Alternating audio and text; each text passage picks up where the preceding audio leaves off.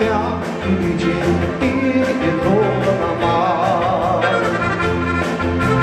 Că în doua zilă privea oi de-a fea dirigir într-un amar. Ai din două fire dreață, voi lăi joiară motolați. Ai din două fire dreață, voi lăi tinere adăvădați.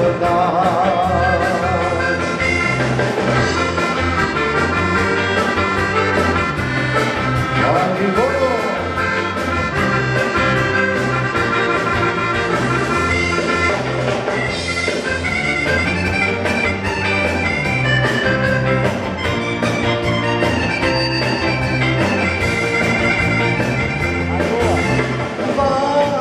Să rămânea, mă gândim la cuibot, dirigit într-un amar.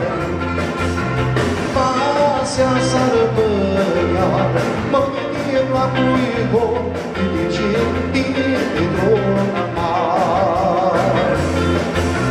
Haideți să dați un maricol, voi lăi joiară motolați. Haideți să dați un maricol,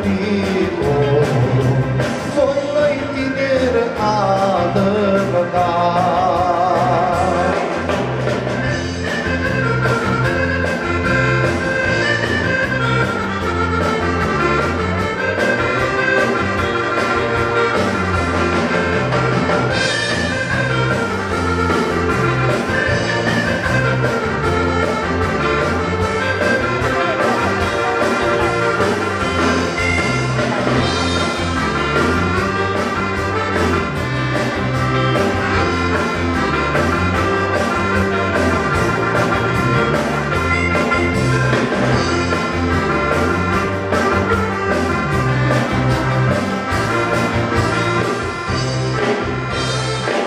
Aplauze pentru Volo!